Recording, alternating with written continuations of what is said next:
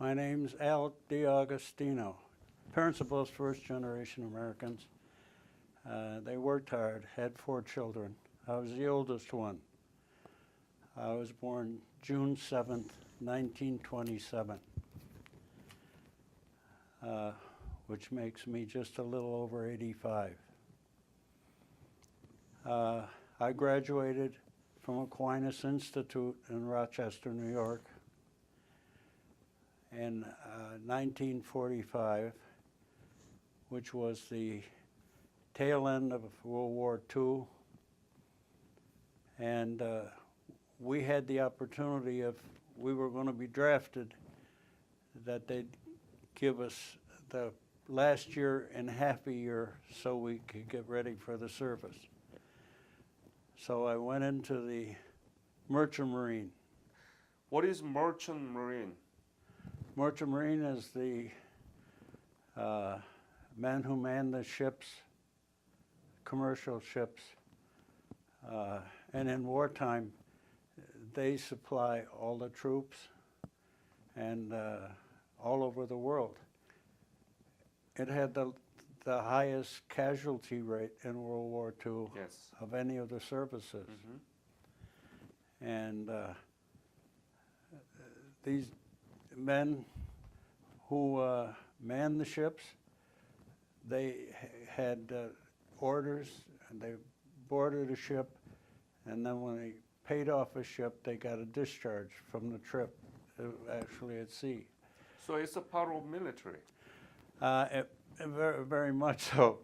But it took until 1988 for them to be considered veterans. They were never. The interesting thing is, during World War II, they told you that if you had 21 months of sea time, that you would not be eligible for the World War II draft. And so I sailed until I had 21 months of sea time. And it's interesting because at the end of the war, I had 3 or 4 interesting trips on the ships. But I'll tell you about one where we had a State Department charter and went down to Central and South America, Spain, England, and brought all the Germans who had infiltrated into those countries back to Germany for trial. And the war was over, so we took people from the concentration camps back to New York out of Bremerhaven. And that was under the jurisdiction of the State Department, the U.S. State Department. And the other interesting trip was we went to Sydney, Australia, and we picked up all the war brides that the GIs in World War II married and had children and brought them back to San Francisco. Wow, that must be a real trip. Yeah. Just tell me more about it. Well, how many women and what was there? I would say there probably was 3,000 or 4,000. You know, Australia was an R&R port. I mean, where they would go for rest and recuperation from New Guinea and from all the Western countries, and they met. These Australian women were very close to being like American girls, and they married many GIs. And then after the war, they had to get back, and we got into San Francisco, and it was something to see all these wives who never met their in-laws, never met their husband's family, looking down on the dock, Pier 15 on Embarcadero, and seeing their new family and their new life. The other thing I want to mention about World War II, the people in the war, where the war was in World War II, had no food after the war. In 1945, at the war ended, they had no food. The Germans, the Dutch, the Belgians, French, they didn't have any commercial farming, so they were all starving. So the Merchant Marine took the task of bringing food over to these people, and made one trip to Rotterdam, Holland, and the port was all bombed out, and we unloaded grain into barges, and then came back, and we went up the Hudson River to Albany and picked up another load of wheat, and went to Bremerhaven, to the Germans. But people don't know that these people had to be taken care of. The GIs wanted to come home. There was nobody looking after them. The Marshall Plan, things like that, really helped those people. So you've been all over this world, right? Pretty much. Wow. And then when I came home from the Merchant Marine, I stopped in Washington, D.C. and went to the War Shipping Administration, and they gave me a certificate of sufficient service for World War II, so I wouldn't be drafted. Not so. And they passed the Selective Service Act of 1948, and in January 1949, I was drafted. Then the government didn't have money to fund the draftees, so they let them out of the Army in December 1949, and sent them into the inactive reserve. And then, when the Korean War broke out on June 25th, 1950, they were all trained at home in reserve outfits, and they were all called up. But I have a question. Why did they draft new soldiers in 1949? I mean, there was no war. No. Why? I don't know. It was passed by the government, the U.S. government, the Senate, and I don't know what the thinking was. Of course, there were a lot of holes in the Army and the military at that time that had to be filled, or they wanted trained people. They were afraid of the Russians, and I don't know what the thinking was, but the facts were that I was drafted after I had had over 2 years on the ships, and then they didn't have funds to keep these draftees in the Army, and they sent us home in the reserves. We were still military in the reserves. When the war broke out in June 1950, we got our orders right away. We were the first ones, and the draft boards had no mercy on the seamen, the guys who went to sea during World War II, and satisfied that requirement. Anyway, I had basic training in Virginia, Fort Camp Kilmer, New Jersey, and then I was attached to an anti-aircraft artillery outfit in Fort Bliss, Texas. That was automatic weapons, self-propelled. They had 4 50 caliber machine guns on the back of a half-track.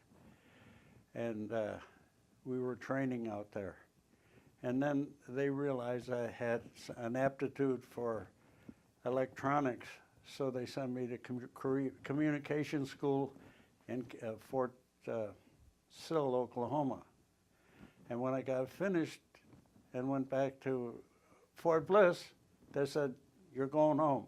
Don't have money to keep you in the active duty. Go home. You're in the active reserve. Inactive reserve. So I went home.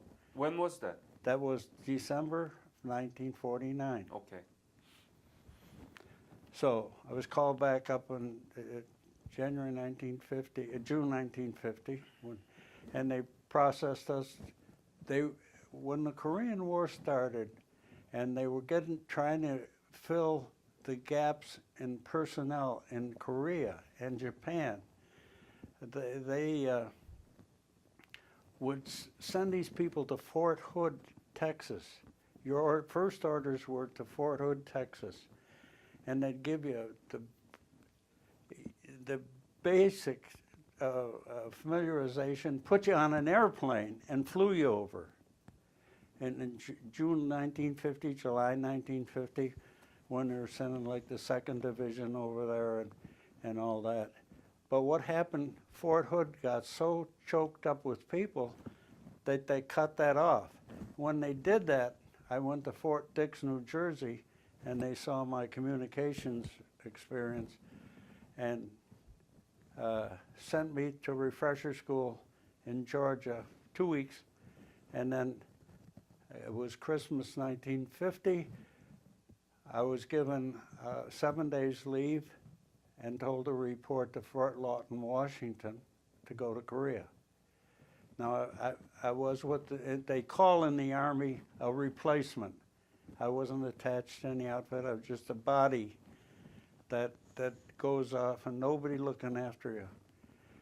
So we got to Fort Lawton, Washington, and they required that we take 2 weeks of cold weather training because it was winter in Korea and a bad winter in Korea. So we went to Fort Lewis, Washington, and got the cold weather training, and then we got on a victory ship and headed for Japan. And on that victory ship was the advanced element of the Princess Pats, the Canadian Army, who were going over there.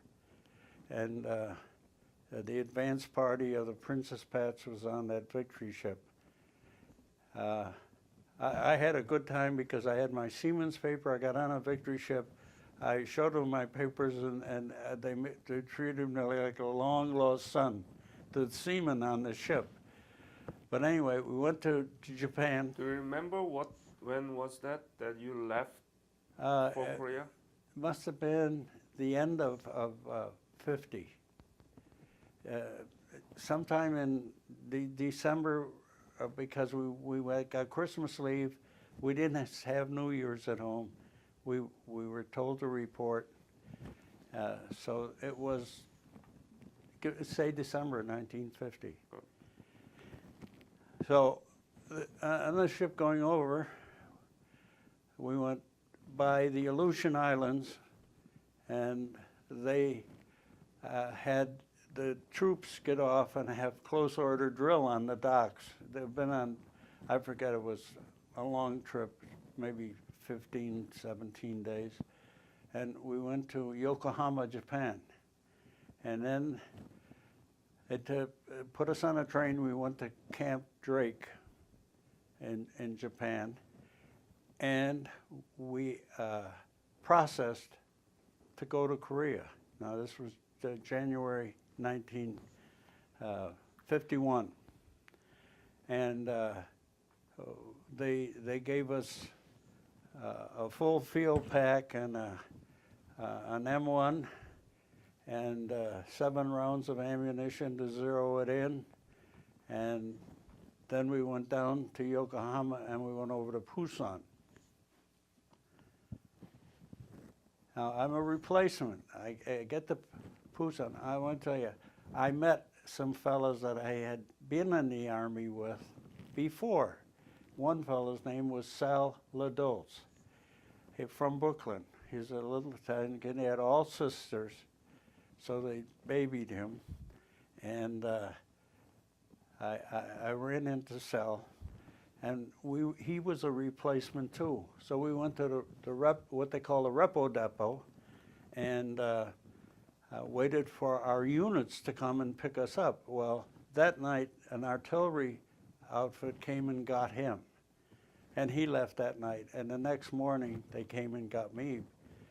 But when I was waiting for my ride to go up to where the base camp was, I heard that he went out on a training mission as a forward observer for an artillery outfit, and a short round killed him. So he wasn't in Korea for 24 hours. Where it was around Busan? Yeah. The war, yeah. But were there enemy in Busan area? Well, no, as he went north. As he went up north? Yeah. Snipers or what is it? No, he was killed by a short round where our artillery is firing and they don't achieve the range that they thought they got. Oh. And you have a forward observer up front that tells them to adjust their So he was killed by the friendly fire. friendly fire. And that was a little bit demoralizing. When did you hear about that? I heard when I was going to my outfit. I was Oh. picked up by a radio relay signal company. Mm-hmm. And people don't know what the radio relay signal company is. But in Korea, you have the cable, the Mukden cable that goes up. But it was all chopped up, and the army, the divisions couldn't keep wire down. Mm-hmm. So they had to do is get radio relay up on the highest High peak mountain, yes. and direct the signal to the next highest, which was 8th Army in Daegu. But the interesting thing was they sent us to Kumo-san, and it was the middle of winter. We had radios, and all our defensive ammunition, about 8 of us. We went up.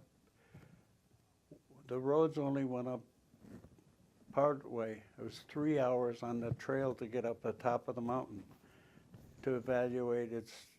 And we established a radio relay up there on that mountain.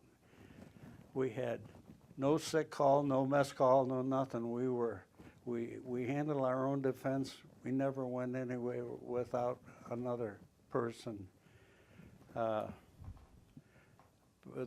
were guerrillas in that area, in Gumi, which is, between Daejeon and Daegu. Yeah.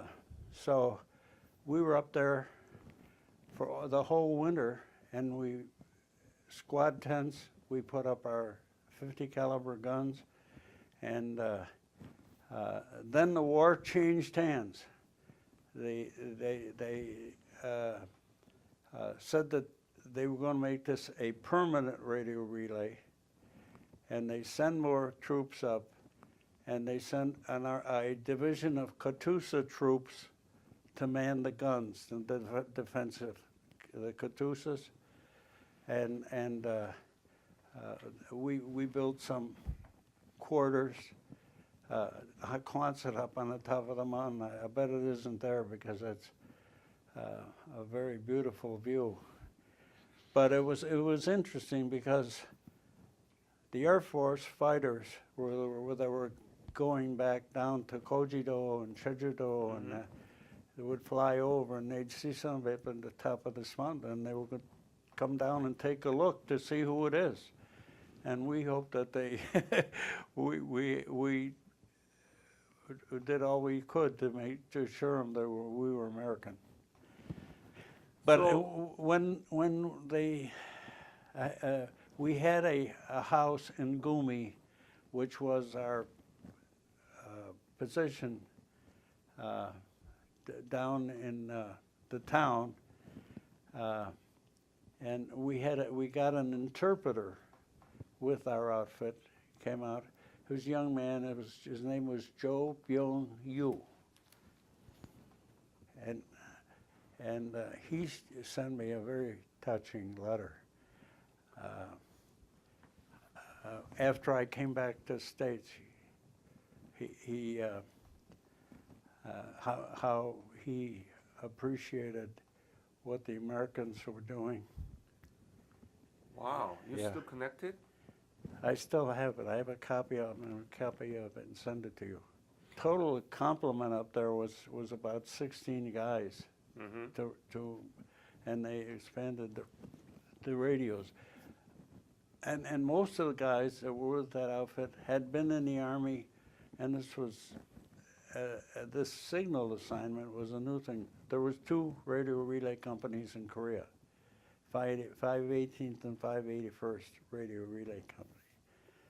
And they depend on that for communications, and they had to protect themselves.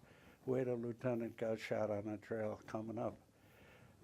But, it was not unpleasant, especially when spring came in on top of the mountain and the views and everything. It was a beautiful location. And it was funny that there was 2 little girls that lived halfway between where our stop was Mm-hmm. and the top of the mountain. And they appeared. And the soldiers gave them their food and everything. And this interpreter was a tremendous man. I think he was younger than me. He may still be alive. I'd like to find him. But it was very touching. So this other part of the story, I went back to the base camp in Mason and waiting for my orders to come back to the U.S. This was in November '51. Now they were trying to kick the draftees out.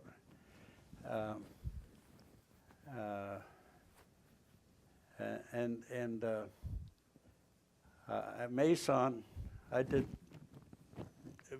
just things. I used to drive the officers up to headquarters for meetings and things like that.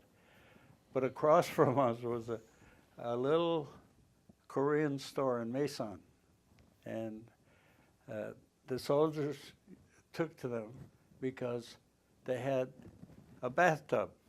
You know the bathtubs they had outside, and they put the fire outside, and you're up on top, and you're sitting in the water, and they're heating the water, and you take your bath.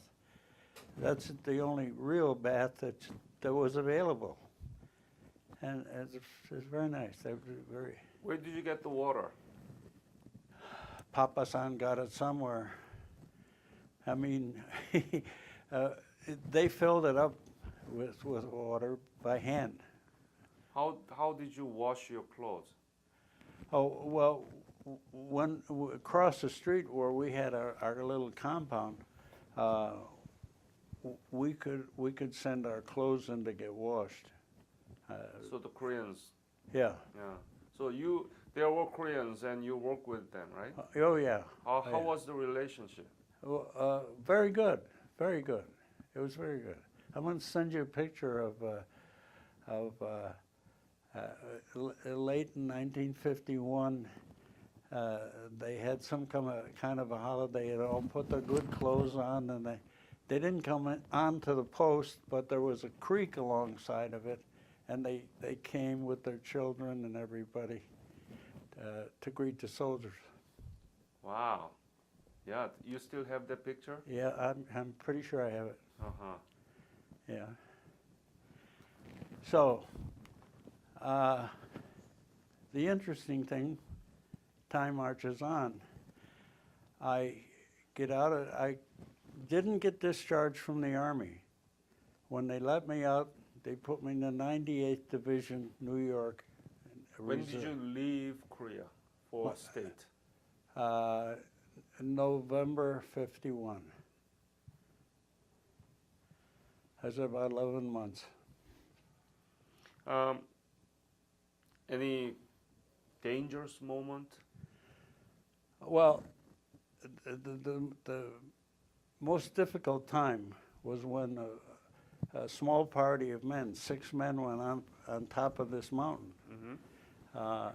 and looking for a place, and we had no idea what was up there. I mean, it was a 2.5 hour walk. We never went anywhere alone because there was guerrillas. And the lieutenant, when they finally brought a lieutenant to head up this little installation, he the first time he went up on a mountain, he got shot by guerrillas. But there was no active combat up there. Did you do some kind of fun things through the microwave and talking to each other from one outpost to the others? Yes. What yes. kind? Well, as we could get through Japan, we could talk to the States from our relay up on the mountain Wow. of Korea. Yeah. Yeah. And the guys used when they could get through to their family, they would call them. Even with the family. Yeah. Well, you had many circuits, Right. you know, and you had one that was essential that we used just for communications. Like when the American flyers came over and looking for us, we went for that radio real fast to tell them who we are. Yeah. Were you able to talk to your family then? I didn't personally know, but What your others did? Yes. That must have been a real experience, right? Yeah, and the other thing was, my mother used to send me packages in a loaf of bread and a bottle of Seagram's in the bread so it wouldn't bake, and they wouldn't detect that it was liquor. And I was one of the few guys that had alcoholic beverages. You could get a beer now and then, but she sent me Seagram's whiskey, and it got through. Oh my goodness. Yeah, in 1951. Wow. Do you have letters still that you got from your mom? I have to look. Down in Gumi, we'd be up on a mountain for about 2 weeks, and then we'd go down to Gumi and have our clothes washed and get a bath or get a shower or something. Went down into the town, and we had a home that was, the people in the town would, they accepted us. I mean, their children came up to the walls of the house we were in, and we had a very good relationship with the people. This interpreter touches on that in these letters. And it's very touching, because the people in town gave us, we didn't mix with the town. I mean, we didn't go anywhere but this place, but they would come up, it had a masonry wall around it, and they'd come up to the just to say hello, and children, mostly children. So they greeted you very well, welcome. Yes. And you, what did you do with them? What did you give, some food? What did I asked my mother to get some children's clothes out of a Sears Roebuck catalog and mail it to me, and she did. And I gave it to the parents of their children because their clothes were not that good. But we could get clothes out of the Sears catalog, sent to Korea, and we gave them to the kids. Have you been back to Korea? No. No. Do you know what's going on there? Oh, I used to, one of my jobs is, I was a sales consultant for people who wanted to sell products to airlines. And I used to call on Korean Airlines in Los Angeles Airport. And I couldn't believe the level of fluency in English and their business behavior and everything. And they kept telling me, you won't know, there's no more honey buckets and honey carts and none of that. And so, and besides, American Airlines had a hotel in Seoul, a flagship hotel, but I never went there. I got to Japan and some of those places, but I understand you step out of a building and you wouldn't know you're on Fifth Avenue, New York, or Fifth Avenue in Seoul. Right. Are you proud of your service for Korea? Yeah. I feel that military training is good for anybody. They owe it for what the country gives them. But it's got to be universal military. Yep. And I think whenever you see what your country's doing in the world, it gives you a reason to be proud of it. Next year will be 60 years anniversary of armistice. There is no war lasted more than 60 years after an official ceasefire was signed. There are many problems in North Korea right now, but just from the perspective of war veterans who actually fought there, not the politician who dragged you down there. If there is a petition to sign for the replacement of armistice with the peace treaty, would you be willing to sign? I guess. Especially with the young man who's in North Korea now, he may be more amenable to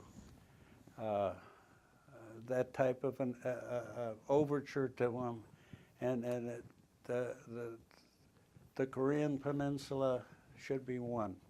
Should be one, yes. Any comments for our young generations? Yeah, I think my comments are you got to give something to your country and not look on it as a burden. I went through 7 years of my life attached to the military and the Merchant Marine and the Army. But I don't begrudge that. I begrudge it if the guy next to me doesn't do anything. Sometimes get cynical about the world picture, all this fighting and I don't feel that the children get the importance of their behavior in this setting. And how do you teach them? This could be a project.